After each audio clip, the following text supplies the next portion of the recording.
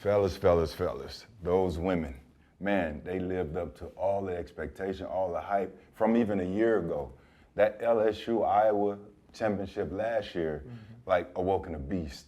And these girls, man, I think they beautifully displayed what the game can be, you know, what it's gonna continue to grow to. I think they're really on the way, man. What are your thoughts? Man, there are pivotal points in sports.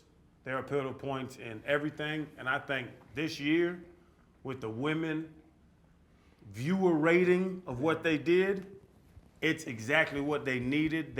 We talked about it before. They needed the villain, they needed the antagonist, protagonist. They needed that. And I'm telling you, love Caitlin Clark, and they got girls that we talked about coming up, Juju and them at USC. We talked to girls coming up, but they needed that, and it's special, and they're stars now.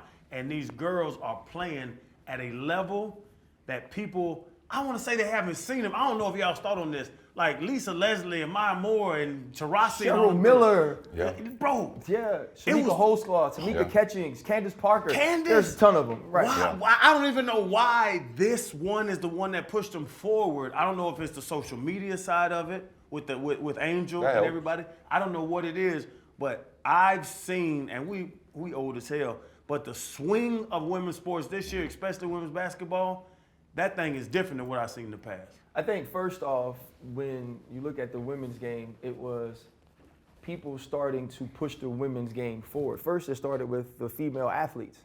They started to be more public about their need and their want for people to respect women's sports. So first, women got behind it, and then you get someone like an ESPN who says we're going to push the women's game forward when it comes to the NCAA tournament. And then they found Caitlin Clark.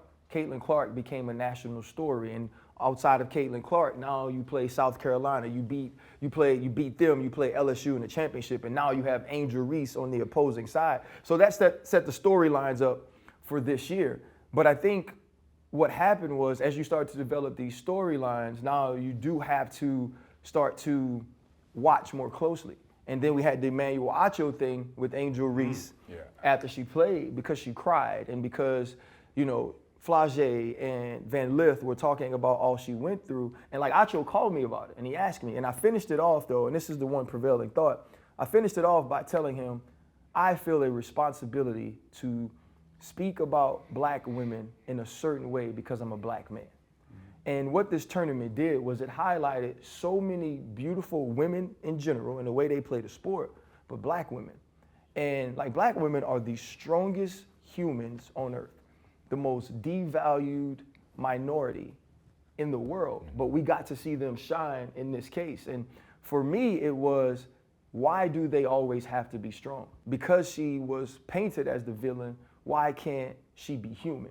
Why can't she be vulnerable? And what I thought was beautiful about this was the way they all rallied around each other.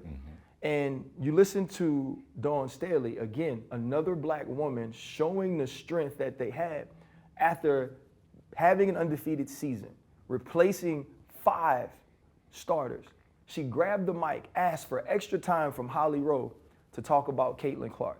Because they're the most accepting humans. They're from the time when generations and generations ago, you would take the black women to be in the house with the white children to raise them as their parents went off and did other things. And for her to say, okay, Caitlin, thank you for what you did in bringing eyeballs to this game, because as people watched her, they had to watch everybody.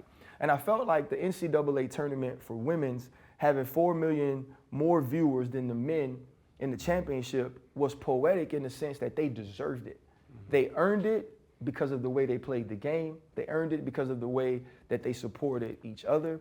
And they earned it because as humans, their storylines are great storylines of triumph, adversity, just everything we love about sports. And finally, ESPN and networks got behind it enough to show it. And I thought it was capped off in a wonderful way.